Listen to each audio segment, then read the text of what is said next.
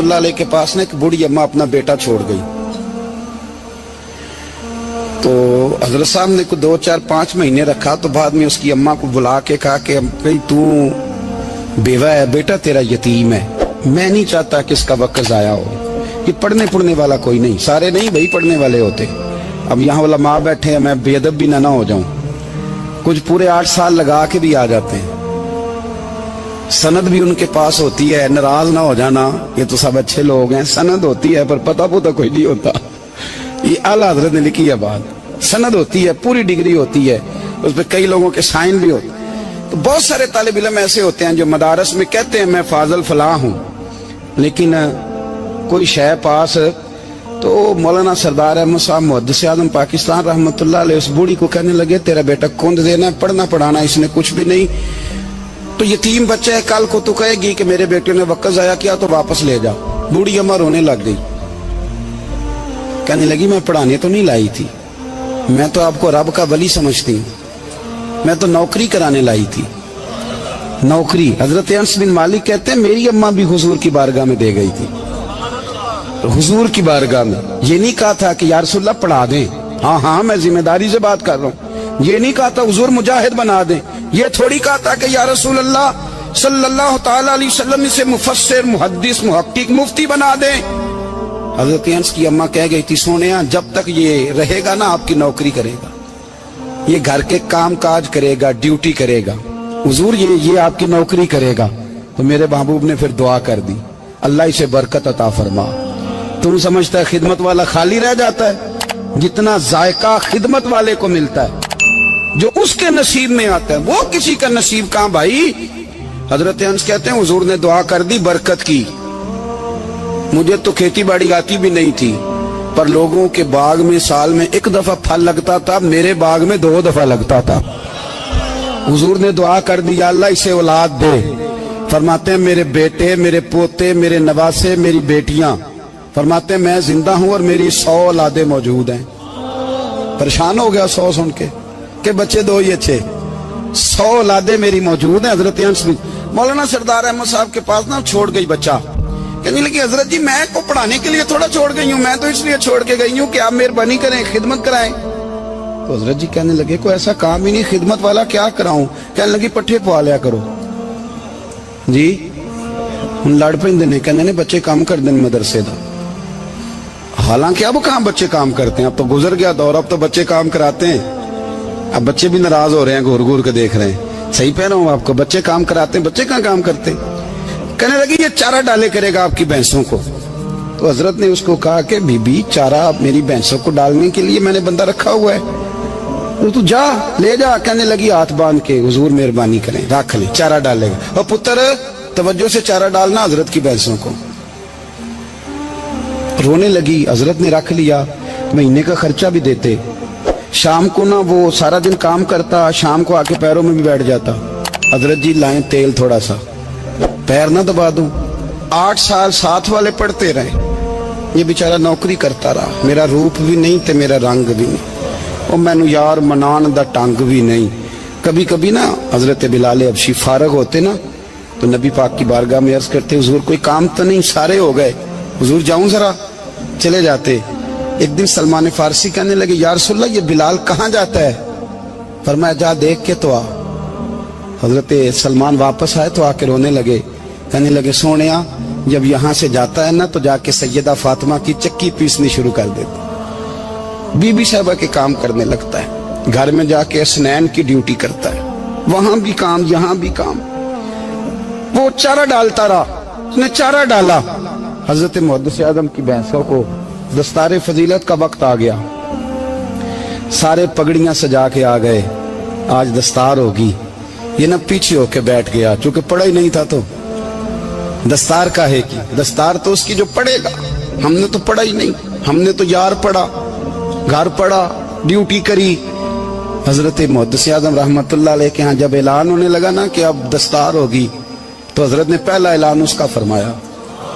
तो मजा वाला बंदा कपड़े भी कदी कदी बदल देना, वो कहता है जिस हाल में भी था मैं पलट के देखने लगा कि पढ़ा पढ़ाया तो है, कोई शय नहीं, तो ये माजरा क्या है। पीछे से उठ के आए तो कहते हैं बाकियों की दस्तार किसी आलिम ने की, किसी सूफी ने की, लेकिन ये भैंसों को चारा डालने वाला जब आया तो मुहद्दिस आदम ने फरमाया पगड़ी के बाल को कोई हाथ ना लगाए, ये सारी दस्तार मैंने करनी है। और फरमाते हैं हजरत बाल भी देते जाते थे और आंसू भी बहाते जाते थे, माथा भी चूमते थे और फरमाते थे दस्तार के बाद चला तो नहीं जाएगा यार, मुझे तो इबादत भी नहीं रह गई, मुझे तो चाबियों को भी नहीं पता कौन सी कहाँ रहती है, जाएगा तो नहीं तू? तो रो पड़ा, कहने लगा सोने जाए तो वो जिसके पल्ले कुछ है हो, आता जाता तो है कुछ नहीं, मुझे किसने रखना है, मैंने कहाँ जाना है, इधर कहाँ, तो इधर ही रहूंगा। उस तालिब इल्म के सारे उस्ताद भाई कहते हैं उसने दस्तार कराई, पढ़ा पढ़ाया कुछ नहीं, पर जो मसला अड़ जाता था ना, वो जो अड़ जाता था ना, वो जाके उससे पूछते थे तो किताबें खोलने की जरूरत नहीं पड़ती थी। हजरत उम्मे सलमा रदी अल्लाह ताला अन्हा कहती है मैंने अर्ज की या रसूल अल्लाह सल्लल्लाहु अलैहि वसल्लम मेरी बच्ची बड़ी बीमार है, तो मुझे किसी ने कहा है ये थोड़ी सी नशे वाली चीज है, ये बना के तैयार करके दो सही हो जाएगी, बीमार है बच्ची तो ये नशे वाली चीज है, इसको तैयार करके दो, थोड़ा नशा है। अगरचे बाज, मैंने शुरू में कहा, बाज लोग मरीज को, सख्त मरीज को ऐसी अद्वियात जो मजबूरी बन जाए उसकी गुंजाइश और इजाजत देते हैं। मुहतात उलमा तो उसमें भी बहुत सारी चीजें पहले बयान करते, लेकिन उसने कहा जी निरा नशा देना है शिफा के लिए। हज़रत उम्मे सलमा कहती है मेरे नबी पाक ने मेरी तरफ देखा, मेरी तरफ, तो मैंने कहा या रसूलल्लाह आप क्या फरमाना चाह रहे हैं? तो नबी पाक ने फरमाया उम्मे सलमा कभी नापाक चीज में भी शिफा हुई है, कभी नापाक चीज में भी, कभी शराब और खमर में भी शिफा हो सकती है। शिफा रब करीम ने रखी है पर शहद के अंदर रखी हुई है, शिफा अल्लाह ने रखी है कुरान मजीद में रखी हुई है, तो इसमें भी कभी ये हुजूर ने बयान किया है कि इसके अंदर शिफा हो सकती, तो उम्मत कितनी दिलेरी करती है जो ये मशवरे देती है कि उसके अंदर नशा है, शराब है, तो खांसी चली जाएगी तो फलानी बीमारी चली जाएगी। ना आओ इन चीजों पे, ना अपने ईमान को खराबी दो और ना ऐसी बातें करो जिससे कि दरक रसूलुल्लाह सल्लल्लाहु अलैहि वसल्लम के वाज़ेह इरशादात की मुखालफत हो। मेरे नबी पाक सल्लल्लाहु अलैहि वसल्लम ने फरमाया, और फिर कुछ लोग कहते हैं थोड़ी पी है जी। अब तो मैं तज्जिये में पढ़ रहा था कि ऐसी शराब इजाद हो गई है, लोग शराब पीते हैं और वो मस्त भी रहते हैं, कार भी चलाते रहते हैं, कहते हैं जी नहीं हमारा ज़हन माऊफ नहीं हुआ तो ये वाली सही है, नशा नहीं लाती। मेरे नबी पाक सल्लल्लाहु अलैहि वसल्लम ने फरमाया जिस चीज की थोड़ी मिकदार, ज्यादा मिकदार हराम है उस चीज की थोड़ी मिकदार भी हराम है, जिसकी ज्यादा मिकदार हराम है उसकी थोड़ी भी। तो खमर और शराब अगर फुल पीना जायज नहीं तो थोड़ी पीना भी जायज, ये हराम है और हराम थी और कयामत तक हराम ही रहेगी। मेरे नबी पाक सल्लल्लाहु अलैहि वसल्लम ने मना किया और हुजूर ने इज़हारे नापसंदीदगी फरमाया, और मैं 40 दिन तो इबादत ही कबूल नहीं होती शराब पीने वालों जब तक सच्ची तौबा ना करे। ये लफ्ज जब अदा करता हूं तो शर्म से मेरी जुबान लड़खड़ाती है कि यार दरबारों पे भी नशा बिकता है। मैं ये बात कर रहा हूं सूफिया का तर्जुमान, दरबारों पे, मजारों पे, और सज्जादा नशीनों तुम्हें जमीन निगल जाए, आसमान तुम्हें ले उड़े, तुम पर कहर नाजिल हो, तुमने बाप दफन करके तो वहां नशे का अड्डा बना लिया, माओ से बेटे छीनने लगे हो, औरतों के सरों से कपड़े छीनने लगे हो, सुहाग मारने लगे हो, बेटियां और बेटे यतीम करने लगे हो, नशा बेचते हो दरबारों और मजारों पे, ये तमाशा लग गया। आप कैसे करूं ये बात, पर करनी पड़ रही है, मजबूरी है, ये मजमून मुकम्मल नहीं हो सकता। बंद कर दे वो दरबार, हमें नहीं चाहिए जिन दरबारों पे नशा बिकता है। मैं जिम्मेदारी से कह रहा हूं, बात रिकॉर्ड हो रही है। जूते की नोक पे वो सज्जादा नशीन जो उम्मत को ड्रग्स देता है, वो सज्जादा नशीन का डेरा नहीं, वो गंद का अड्डा है, वहां से फैज नहीं मिल रहा, उम्मत की तबाही हो रही है। बता दो, फैला दो, इसको एतराज करना करो। मेरे रसूल पाक सैयद आलम सल्लल्लाहु ताला अलैहि वसल्लम का दीन जरूरी है, किसी पीर की सज्जादगी जरूरी, बोलिए सज्जादगी जरूरी। बड़ी जिम्मेदारी से कह रहा हूं और नुमाइंदगी कर रहा हूं अपनी जमात की। نہ ہمارے بزرگوں نے کل اس کی حمایت کی تھی، نہ آج کرتے ہیں، نہ قیامت تک کریں گے۔ بند کر دیں وہ دربار اور مزار۔ بزرگ دنیا میں یہ کام کرنے آئے تھے، اور ہماری سوچ اتنی گر گئی ہے، اتنے ہم کمزور ہو گئے۔ کہتے ہیں جب اس کو چڑھ جاتی ہے تو پھر بڑی معرفت کی باتیں سناتا ہے۔ تجھے شرم نہیں آئی یہ لفظ کہتے ہوئے؟ اب نشئی تجھے معرفت سکھائے گا؟ اب تو شرابی سے، بھنگی چرسی سے دین سیکھے گا؟ کہتے ہیں اس نے پی ہوئی تھی، چڑھی ہوئی تھی، میں بات کر دی تو میرا کام بن گیا۔ اتنی گندی اور میلی سوچ صاحب ایمان کی ہوتی ہے، تو اب نشیوں سے جا کر دعائیں کرائے گا؟ سن، میرے نبی پاک صلی اللہ علیہ وسلم نے فرمایا جو شراب پی لے، نشہ کر لے، اس کی تو 40 دن تک عبادت رب قبول نہیں فرماتا۔ تو کہتا چڑھی ہوئی تھی تو اس نے دعا کر دی، تجھے شرم ہی نہیں آئی بات کرتے؟ حیا ہی نہیں کیا تو نے جملہ بولتے؟ یہ کوئی تصوف اور طریقت ہے؟ جاؤ اٹھا کے لے جاؤ۔ ایسی کوئی تصوف اور طریقت ہمیں نہیں چاہیے، ہمیں وہ والی طریقت چاہیے جس میں خدا کے قرآن کی بات ہوتی ہے اور محمد مصطفیٰ کے فرمان کی بات ہوتی ہے صلی اللہ علیہ وسلم۔ تو بھائی یاد رکھو، یہ کوئی طریقہ نہیں۔ ایک مزار ہے، مجھے ایک صاحب کہنے لگے آ جائیں یہاں بھی فاتحہ پڑھیں۔ میں نے کہا یہاں کیا ہے؟ کہنے لگے تھے تو بابا جی نشہ وشا کرتے، پر اب سنا ہے لوگوں کی منتیں بڑی پوری ہوتی ہیں۔ مجھے جذبات بڑے کم آتے ہیں۔ میں نے اس آدمی کو گریبان سے پکڑ لیا، میں کہ ادھر ہٹ، وہ تو نشہ کرتا تھا اور تو جاتا تھا، تیری یہ کیسے طاقت ہوئی؟ تو نے مجھے مشورہ دے دیا ہے، تو ہمیں کمزور سمجھتا ہے؟ ہم کمزور ایمان کے لوگ ہیں، اور میں یہاں تجھے کہوں گا نہیں نہیں میں یہاں نہیں جاتا، میں وہاں جاتا ہوں۔ بالکل کوئی لگی لپٹی بات نہیں، کھری بات۔ تصوف وہ، دربار وہ جہاں قرآن پڑھا جائے اور رسول اللہ کی حدیث سکھائی جائے، باقی کوئی مطلب نہیں کسی قسم کا۔ میں داتا صاحب کبھی جاؤں نا جلسہ کرنے کسی کام سے، کسی تقریب میں، تو میں داتا صاحب کے مزار پہ نہیں جاتا۔ میں کہتا ہوں یار یہ جرانہ نہیں کہ بندہ کسی کام آیا تھا تو فاتحہ پڑھ لی، واپس چلو گکھڑ سے اسپیشل آئیں گے داتا صاحب کے مزار پہ حاضری دیں، اور میرے سنگی گواہ ہیں کہ میں اسپیشل ٹائم نکال کے بہت سارے کام چھوڑ کے اسپیشل جاتا ہوں، اور میں مراد ماننے نہیں جاتا، میں داتا صاحب کا شکریہ ادا کر دے جاتا ہوں۔ میں ان سے کہتا ہوں حضور آپ کی مہربانی، آپ یہاں آئے تو ہمارے بڑے بھی رسول اللہ کے غلام بن گئے۔ میں تو سلام عقیدت پیش کرنے جاتا ہوں، ہم مزارات پر جانے کے قائل نہیں، بلکہ ہماری تو عقیدت کا درجہ ہی مکمل نہیں ہوتا جب تک ہم مزار پہ سلام نہ کریں۔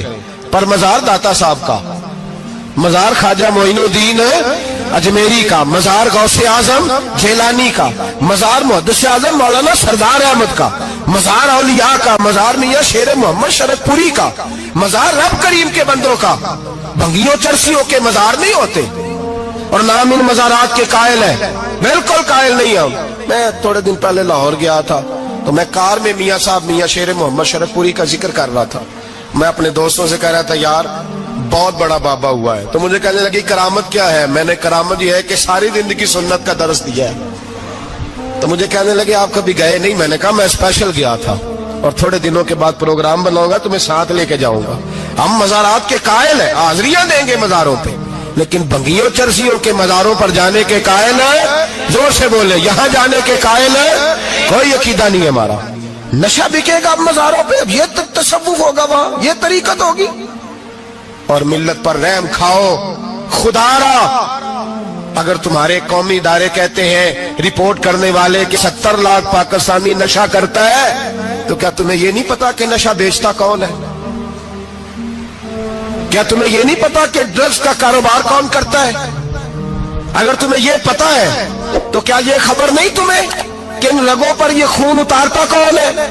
میں اپنے بزرگوں سے معذرت کے ساتھ، نشے کا آغاز، ناراض تو نہیں ہو جائیں گے بزرگ، نوجوانوں کو میں لتاڑ لیتا ہوں لیکن بزرگوں کی عزت کرنا سنت ہے، تو میں بزرگوں سے معذرت کے ساتھ یہ یوں سمجھ لیے خوگرے حمد سے تھوڑا سا گلا بھی سن لے۔ نشہ سگریٹ سے شروع ہوتا ہے، سگریٹ سے۔ میں تمباکو کو حرام نہیں کہتا، یہ فتویٰ نہیں دے رہا۔ تمباکو کا حکم وہی ہے جو مولی کا ہے، جو کچے پیاز اور لہسن کا ہے، کہ آپ جب کھا لیتے ہیں تو منہ سے بدبو آتی ہے، تو آپ مسجد میں آئے تو آنے سے پہلے مسواک کریں، منہ صاف کریں، پھر آپ آ جائیں۔ तो जायज है, मकरूह है लेकिन हराम। लेकिन तंबाकू से आगे जब हालात बढ़ते हैं, तजिया निगारों ने लिखा है कि हमारे पंजाब के कुछ इलाकों में अब सिगरेट से निकाल के ना, पहले भी भरते थे लोग उसमें बड़ा कुछ, अब पता है कि नया नशा इजाद किया है। अब उसके अंदर चर्च भी भरते हैं और छिपकली को मार के, सुखा के, खुश्क करके, उसको पीस के वो साथ नशे के मिलाते हैं। और उसका हाल ये होता है कि आदमी को ज्यादा नशा होता है और कहते हैं वो इतना गंद है कि वो आदमी किसी को दांत भी लगाएगा तो वो बंदा भी बीमार हो जाएगा। क्या यहां लोग स्पिरिट नहीं पीते आपके मुल्क में? और हम कभी सड़क पे जाते हैं तो नशेई को देख के मजाक करते हैं, देखना मैं हारन लगाऊंगा तो गाड़ी के हारन से गिर जाएगा। लेकिन तुझे पता नहीं कि ये किसी मां का बेटा है, पता नहीं किसी बीवी का शौहर है। एक हमारे दोस्त हैं, बुजुर्ग हैं, उनका दामाद फौत हो गया, नशा करता था। तो मैं ताजियत करने उनके घर पहुंचा तो खड़े हो गए हाथ बांध के, कहने लगे हजरत साहब बाकी सारियां गल्लां छड़ दियो, सिर्फ नशे ते तकरीर करया करो। वो जब जीता था तो तब भी उसके बच्चे यतीम ही थे, यतीम ही थे। मेरी बेटी जब मेरे घर आती थी और मैं अपने पोतों के उतरे कपड़े उसे पहनने को देता था तो मेरा कलेजा फटता था। और मेरी बेटी उसकी जिंदगी में भी बेवा की जिंदगी गुजार रही थी। वो मेरी बहुओं के उतरे हुए कपड़े पहनती थी। कोई दुआ करो, कोई जलसे करो, ये लत खत्म हो जाए।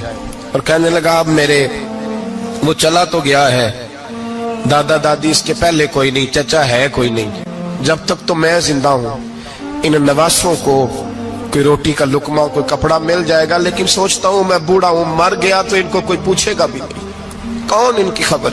इतना जुल्म इस कौम से, इतनी ज्यादती। और आराम से लिखकर लोग गुजर गए कि ये 70 लाख है, इनका दर्द तो समझो, तकलीफ तो समझो। 7 फुट का सोना जवान और नशे का आदी है तो किसी नाली में पड़ा हुआ है। और मैंने कहा उस कौम के साथ इससे बड़ा भयानक मजाक क्या होगा। कोई दानिशवर था बड़ा जालिम, उस जालिम से कोई मशवरा लेने आया, उसने आके कहा तू बड़ा जालिम है, बड़े कड़वे मशवरे देता है, मेरा एक दुश्मन है, मैं उससे बदला लेना चाहता हूं, मेरा दिल करता है उसका बच्चा कत्ल कर दूं ताकि वो तड़पे। तो जालिम ने कहा उसे कत्ल न कर, वो तो उसका बाप 2-4 महीने रो के चुप कर जाएगा। फिर मैं सख्त सजा देना चाहता हूं, मशवरा दे।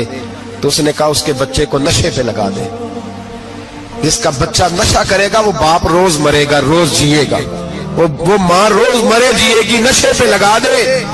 इस कौम के साथ सबसे बड़ा जुल्म ये हुआ कि मिल्लत का जवान नशे पे लग गया, ड्रग्स पे लग गया। इतने तबाह हालात हुए कि जवान चढ़ती जवानियां, अम्मा ने किताब दे के भेजा था और कॉलेज से वापस आए तो नशे के टीके हाथों में पकड़े हुए, टीके। और आपके इस मुल्क के इस्लामाबाद में एक दिन मीडिया ने वो खबर भी वायरल की और वो चीज भी दिखाई लोगों को।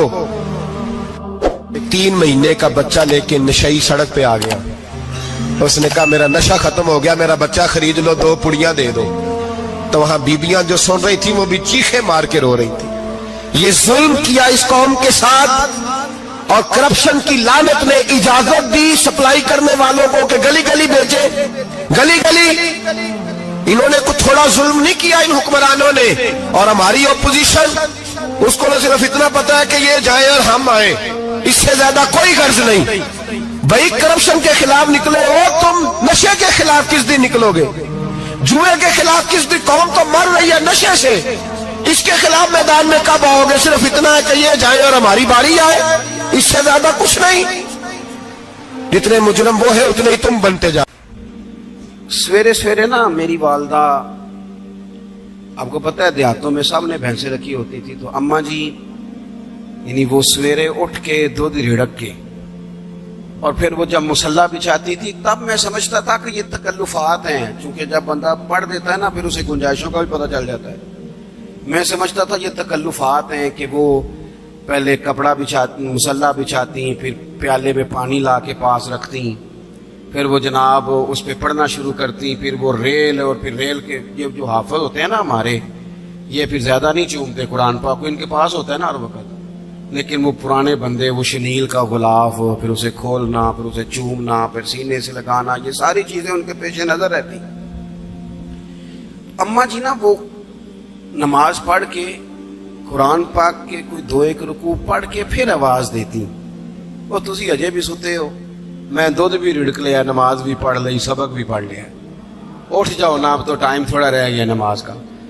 یہ آپ یقین کریں، میرے سے بزرگ ناراض نہ ہو جائیں، لیکن بچوں کو نماز کی تقریر نہ سناؤ کہ پتر نماز پڑھنی چاہیے، نہ تقریر نہ سناؤ، تقریریں باہر چلتی ہیں، گھر میں نہیں چلتی، گھر میں عمل چلتا ہے۔ بچوں کے سامنے نماز پڑھو، بچوں کے سامنے قرآن پاک پڑھو، اپنی اولاد کو عادی کرو کتاب و سنت کا۔ سارا دن گپیں، سارا دن باتیں، گھر میں بھی تبصرے، ٹیلی فون پہ گپ شپ، اس نے تو نفسیاتی کمزوری پیدا کر دی ہے قوم۔ اپنے گھر کے اندر چلن پیدا کریں، قرآن پاک سے پیار ہو۔ وہ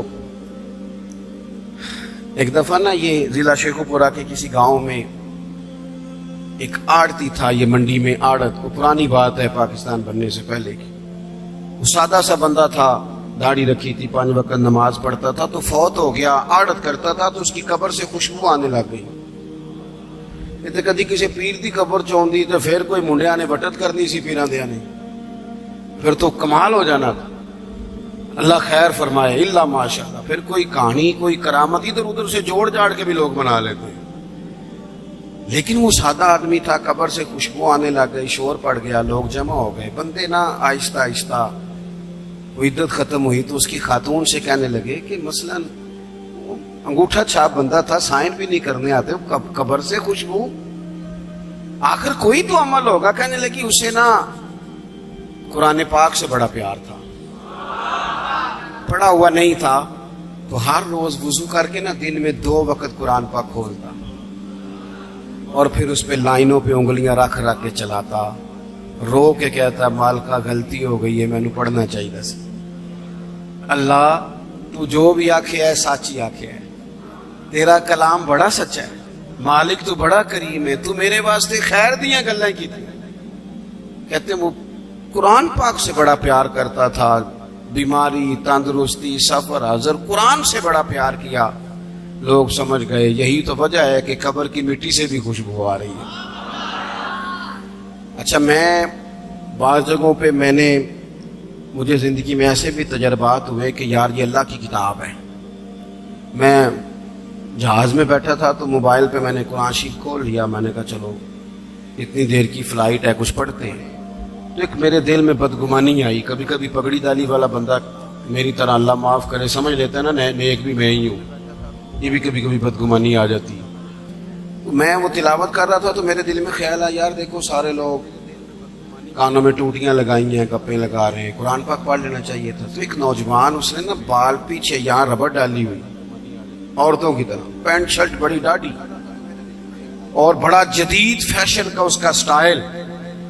تو میرے ساتھ جو سیٹیں تھیں ان پہ وہ بیٹھ گیا اور پھر اس نے فائلوں کے اندر سے سورت یاسین نکال دی، اور جب اس کو میں نے تلاوت کرتے دیکھا نا تو میں نے دل میں معافی بھی مانگی اللہ سے، اور میرے دل میں یہ بھی خیال آیا کہ یہ اللہ کا قرآن ہے، مولوی وہ قاری صاحب، حافظ صاحب، وہ فلان صاحب، اپنے جیسے لوگوں سے، نیک لوگوں کی بات نہیں کر رہا۔ وہ تو نہ پڑھے تو تو کیا سمجھتا ہے، کوئی پڑھتا ہی نہیں، یہ تو اللہ کا قرآن ہے، یہ پڑھا جاتا تھا، پڑھا جاتا ہے، اور قیامت کے بعد بھی پڑھا جاتا رہے گا۔ پتہ نہیں اللہ نے، یعنی اگر میں اور آپ نہیں پڑھیں گے تو یہ محتاج نہیں، کس کس سے رب پڑھوا رہا ہے، کون کون پڑھ رہا ہے، کس طرح لوگ پڑھ رہے ہیں۔ تو قرآن پاک سے محبت کریں۔ آج زور کے بعد پڑھ لیں گے کوئی 2 4 آیتیں، چلو میں کدوں آ کے ہاتھ کھڑے کرو یہ قسم چکو تسی نیت بھی نہیں پہ کر دے، تھوڑا سا پڑھ لیں گے انشاءاللہ تعالی۔ اچھا 2 3 دن میرے کہنے پہ پڑھیں آپ، 2 3 دن، صرف لمبا نہیں۔ میرا یہ تجربہ ہے، جو بندہ صبح صرف 2 دن الارم سے اٹھے نا نماز کے لیے فجر میں، تیسرے دن خود بخود آنکھ کھل جاتی ہے۔ حضرت مالک بن دینار فرماتے میں نے 60 حج کیے. ایک حج کے موقع پر میں نے بڑا رش دیکھا, لاکھوں کا اجتماع ہوا. میری باتوں کی سمجھ تو آ رہی ہے نا آپ دوستوں؟ جو نہیں بول رہے انہیں بھی آ رہی ہے نا؟ اللہ جزا دے.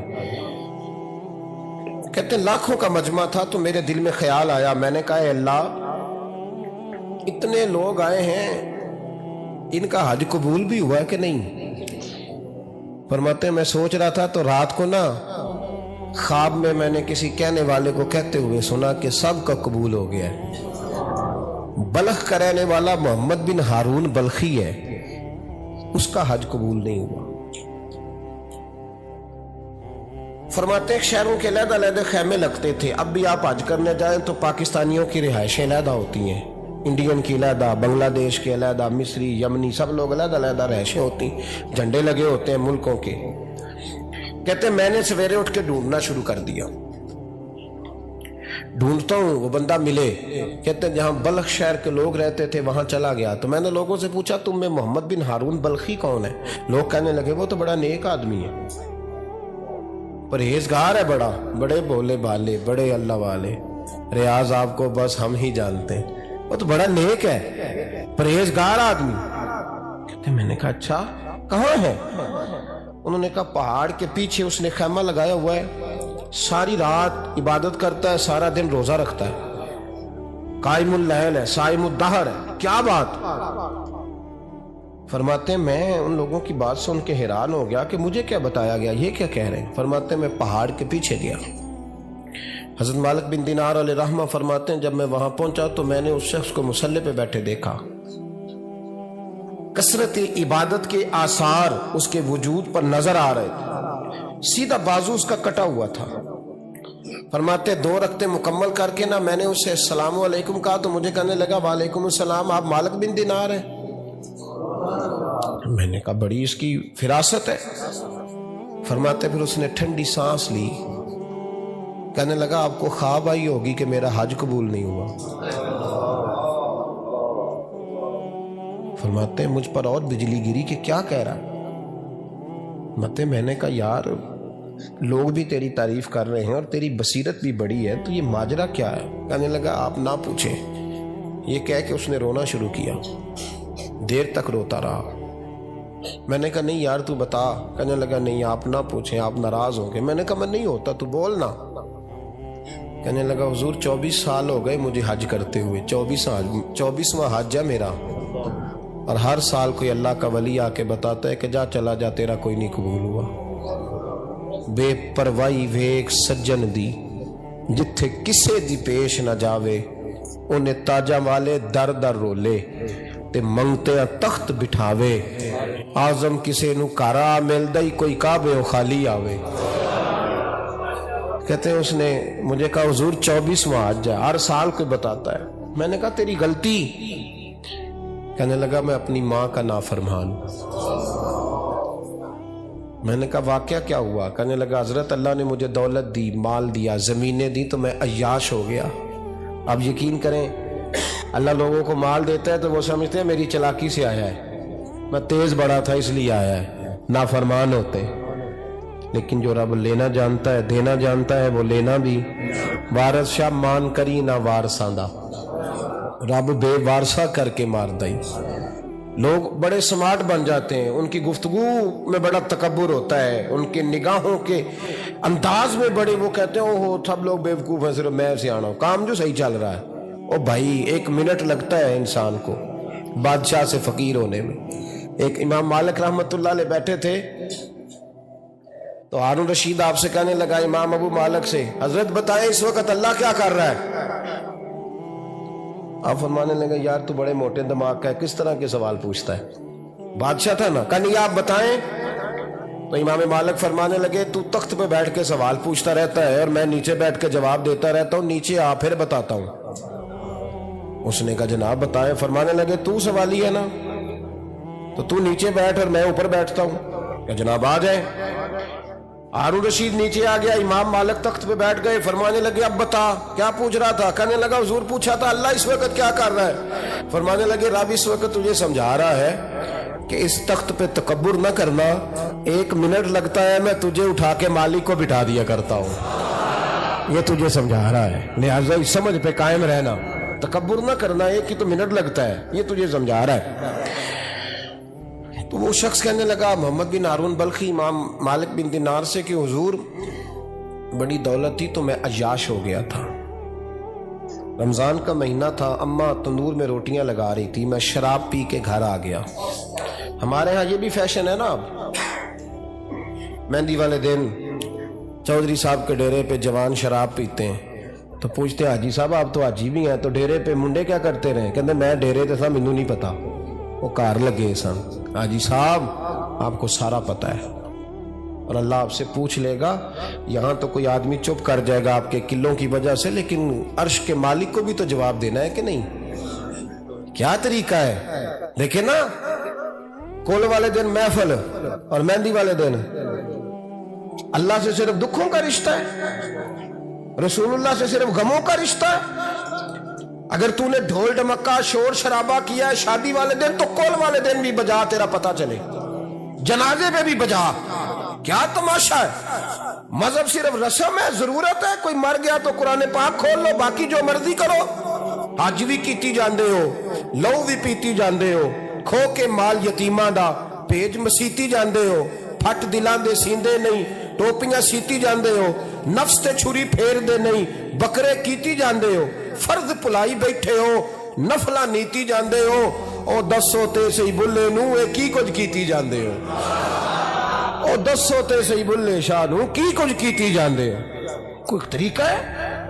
کول شریف پہ مولوی صاحب تشریف لائیے گا، ابا جی کے کول ہے تو میں تو کہتا ہوں بجا نہ بینڈ باجے والا آج بھی، تیرا پتہ چلے کہ یہ دو کام کیسے ہوتے ہیں، تو کس طرح دو کشتیوں کا سمجھ نہیں آتی بات کی۔ میں تو جاتا ہی نہیں بینڈ باجے والی شادی پہ، میں کہتا ہوں جن کو مردی پڑھا لو نے کہا، ہم سے نہیں دو کام ہوتے، اللہ روزی دینے والا ہے، ایک ہی کرتے ہیں، 2 رنگی چھوڑ کے یک رنگ ہو جا، سراسر موم ہو جا یا سنگ ہو جا، موج کرو۔ ہم اس چکر میں پڑتے ہی نہیں، ہم وہ راستہ ہی چھوڑ دیتے ہیں جو ہماری طبیعت کے مطابق نہیں ہوتا، بس ختم ہو گئی بات۔ اس لیے غور کریں اور یاد رکھیں اس بات کو۔ امام مالک بن دینار رحمت اللہ علیہ فرماتے ہیں مجھ سے کہنے لگا پیسے آئے تو میں عیاش ہو گیا، رمضان کا مہینہ تھا، عصر کے بعد میری اماں افطاری کی تیاری کر رہی تھی، میں گیا، میں نے کہا شراب پی ہوئی، اماں روٹی دے، تو اماں کہنے لگی شرم کر، شرم کر، روزہ رکھا نہیں تو جنہوں نے رکھا ہے ان کا تو خیال کر۔ کہتے اماں کی بات کا مجھے غصہ لگا، میں کہا کرتا ہوں بد نصیب ہے وہ بیٹا جس کا باپ اس سے بات کرتے ہوئے ڈرتا ہے کہ پتہ نہیں کہاں سے بولے گا۔ بد نصیب نہیں وہ بیٹا جس کی ماں اس سے بات کرتے ہوئے سہم جاتی ہے کہ پتہ نہیں کون سی بولی بولے گا۔ بد نصیب نہیں کہ ماں باپ بھی جس سے کھول کے بات نہ کر سکے۔ حضرت مالک بن دینار سے کہنے لگا اماں نے جب کہا نا شرم کر تو مجھے غصہ آیا، میں نے ماں کو تھپڑ مارا اور میری ماں جلتے ہوئے تندور میں گری، لوگوں نے مجھے پکڑ کے اندر بند کر دیا کمرے میں، ساری رات میں شور سنتا رہا پر نشے میں دھوت رہا۔ سویرے آنکھ کھلی تو میری بیوی بیگ باندھ رہی تھی، میں نے کہا کہاں جا رہی ہو؟ کہنے لگی جو ماں کا نہیں بنا میرا کیسے بنے گا؟ میں نے کہا میری اماں کا وہ تو لوگوں نے رات کو دفن کر دی جنازہ پڑھ کے۔ تڑپ کے کہنے لگا مجھے کیوں نہیں بتایا؟ تو کہتے ہیں لوگ کہنے لگے تیری مرتی ہوئی ماں کہہ گئی تھی اسے میرا منہ نہ دیکھنے دینا، میرے جنازے کے قریب نہ آئے۔ حضرت مالک بن دینار فرماتے ہیں جب اس نے یہ بات سنائی تو میں نے بھی اس کے منہ پہ تھپڑ مارا، میں نے کہا تو اسی قابل ہے۔ کہتے ہیں وہ رونے لگا، حضور دعا کرے اللہ مجھ سے راضی ہو جائے۔ کہنے لگا جب ماں کی انتقال کی خبر ملی تو میں نے کلاڑی لے کے وہ ہاتھ کاٹ دیا جس سے ماں کو مارا تھا، میں نے ساری جائیدادیں خیرات کر دیں۔ 24 سال ہو گئے، 24 سال ساری رات نماز پڑھتا ہوں، روزہ رکھتا ہوں، حج کرتا ہوں، پر ہر سال کوئی آ کے کہتا ہے جا دوڑ جا تیرا کوئی نہیں قبول ہوا۔ حضور دعا کرے مالک راضی ہو جائے۔ فرماتے میں تھپڑ مار کے آ گیا، میں نے کہا تجھ سے راضی ہو جائے اتنے ظالم سے؟ امام مالک فرماتے رات کو آ کے سویا تو مجھے خواب میں رسول پاک کا دیدار ہوا، تو نبی پاک علیہ السلام نے فرمایا مالک تو اسے مایوس کیوں کر آیا ہے؟ اللہ تو بڑا مہربان ہے۔ کہا حضور ماں کے نافرمان کو معافی کیسے ملے گی؟ تو امام مالک فرمانے لگے نبی کریم نے فرمایا جا اسے جا کے بتا دے تجھے قیامت میں تیری ماں کی وجہ سے بخش دیا جائے گا. کہا حضور اماں کی وجہ سے کس طرح؟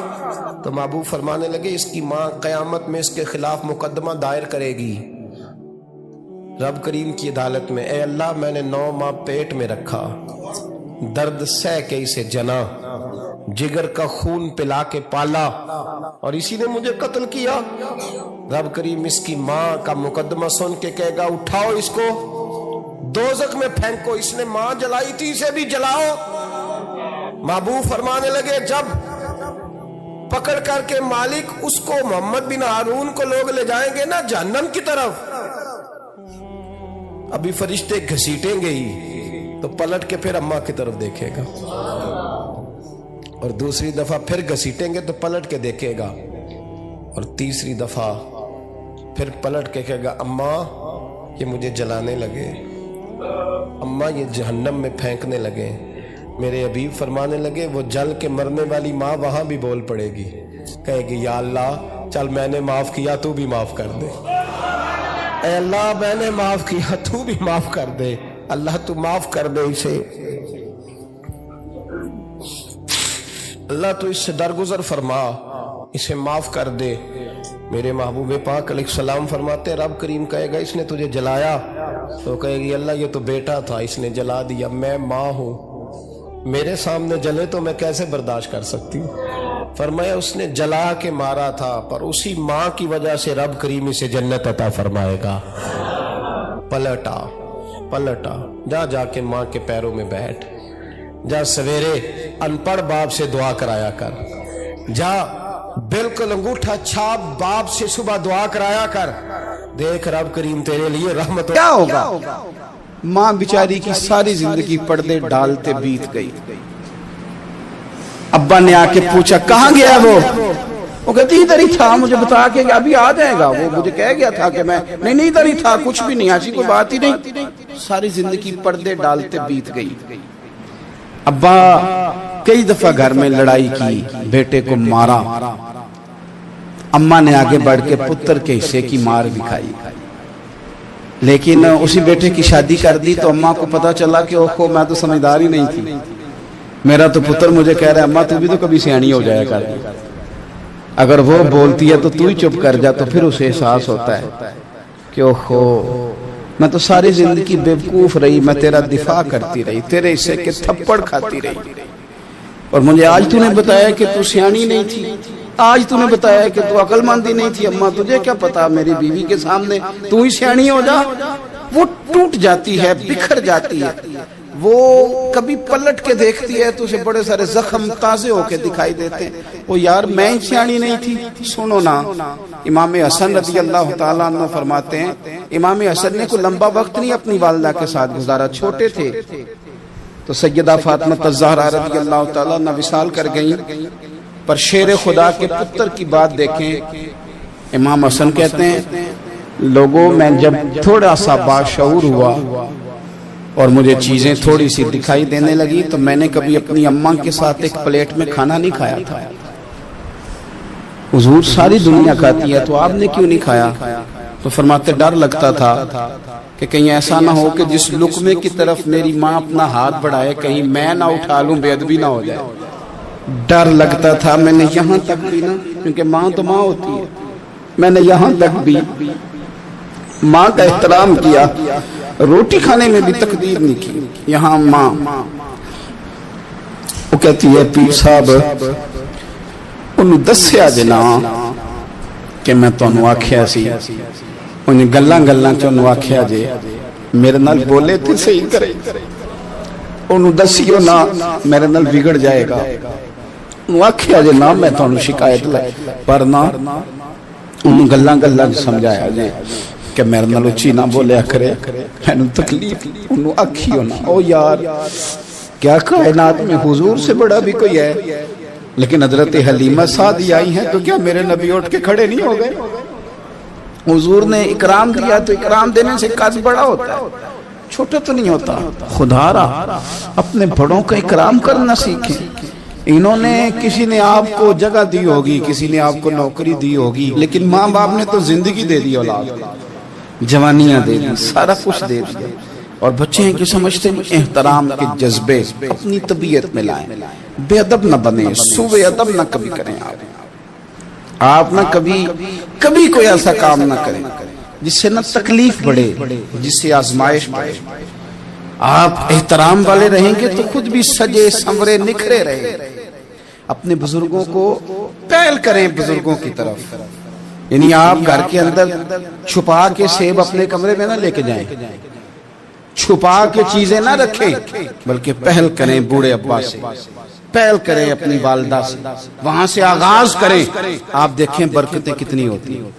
میں کچھ باتیں مجھے لطف دیتی ہیں. میرے کچھ سنگی ہیں, 3 بھائی ہیں کٹھے, مجھ سے بیعت ہیں, میرے ساتھ بڑا پیار کا رشتہ ہے.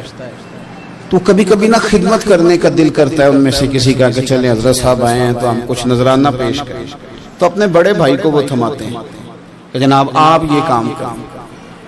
اللہ تعالیٰ کا شکر ہے میری جیب کم ہی خالی رہتی ہے, اس کا فضل رہتا ہے, لیکن وہ پیسے لینے سے زیادہ یا تحفہ لینے سے زیادہ یا پھول پکڑنے سے زیادہ اس بات کی مجھے خوشی ہوتی ہے کہ کتنے نرالے ہیں. بڑے کو آگے لگاتے ہیں تو برکت تو حاصل کرتے ہیں, اس لیے کہ برکتیں ہمیشہ بڑوں سے ہوتی ہیں, بڑوں سے ہمیشہ برکتیں. یہ پھول کا تحفہ بڑے بھائی کو دے کے جب آگے کیا جاتا ہے تو میرے دل کو اچھا لگتا ہے, مجھے قرار آتا ہے کہ یار یہ لہجہ ٹھیک ہے, یہ انداز یہ ٹھیک ہے. اپنے بڑوں کو آگے رکھیں, بڑوں کو کلام کرنے کا موقع پہلے دیں. گھر میں کوئی چیز لائیں تو تقدیم کریں. ہمارے ہاں نا اب جو استادی شاگردی آئی ہے نا یہ بڑی خطرناک ہے. ہمارے ایک قاری صاحب تھے, ایک مدرسے میں پڑھاتے تھے, بڑا مارا کرتے تھے, اور میں انہیں مذاق بھی کرتا تھا, کبھی کبھی عذرائے محبت مزاح کرتا تھا. میں ان سے کہتا تھا قاری صاحب آپ شاید مار کھا کے پڑھیں اس لیے بچوں سے بدلہ لیتے ہیں.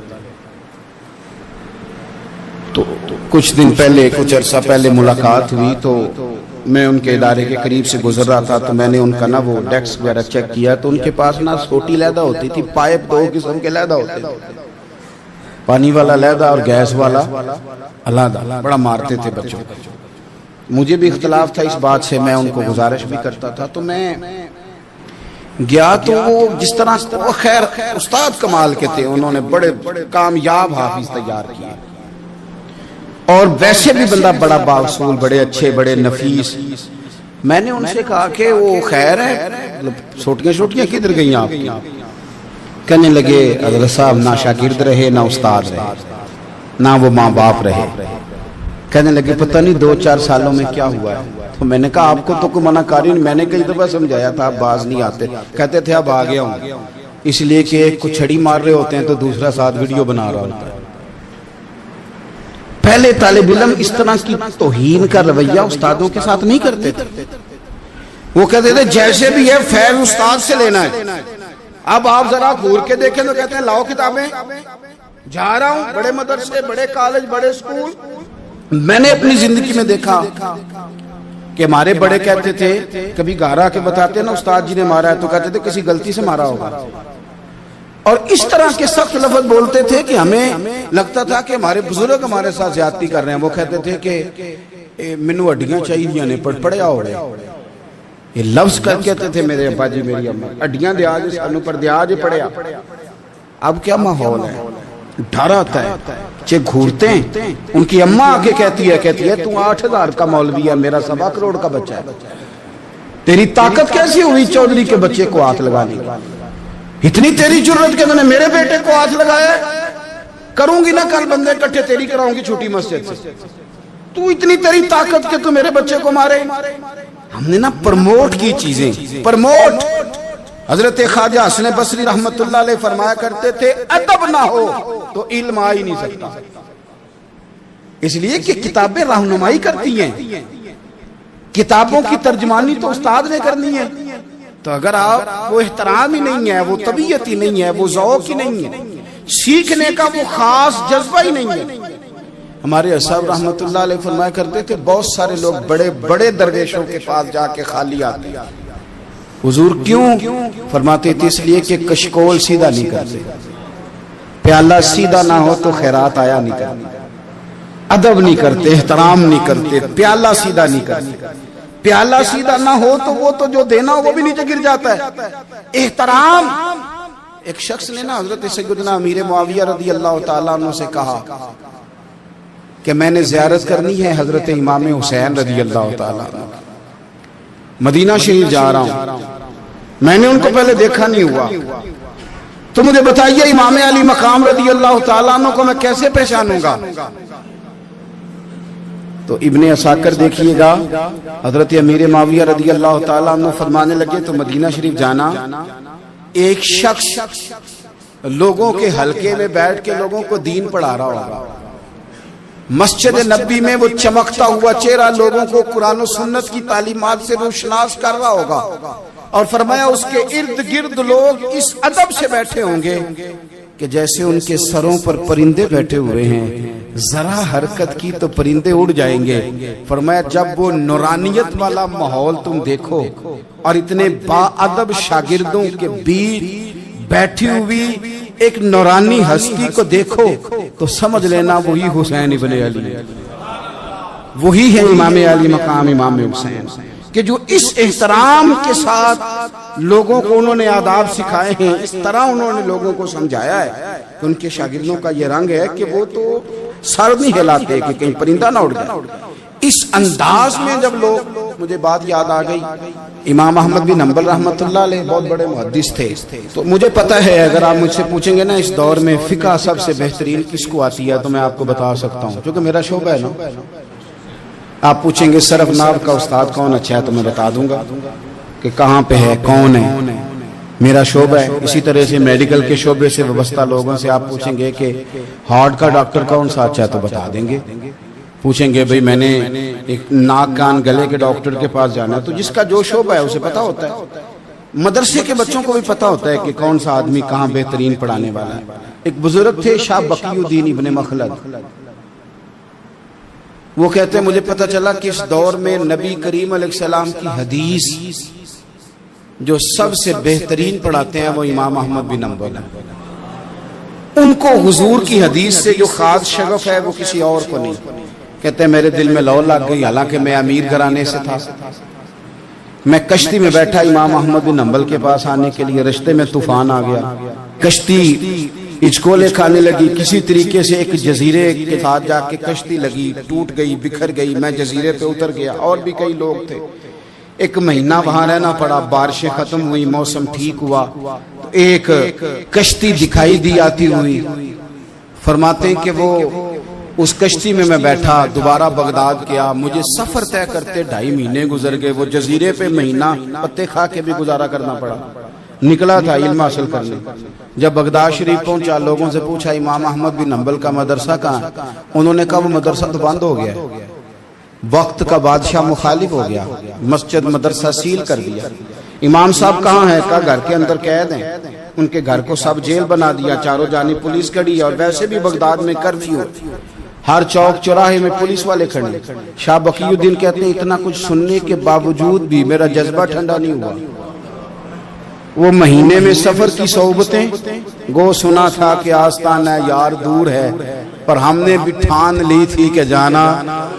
गो सुना था कि आस्ताना यार दूर है, पर हमने ये ठान ली थी कि जाना जरूर है। कहते पहुंच गए, अब पता चला कि कर्फ्यू है, सड़कों पे पुलिस खड़ी है, गलियों में चौकों चौराहों में पैरे हैं।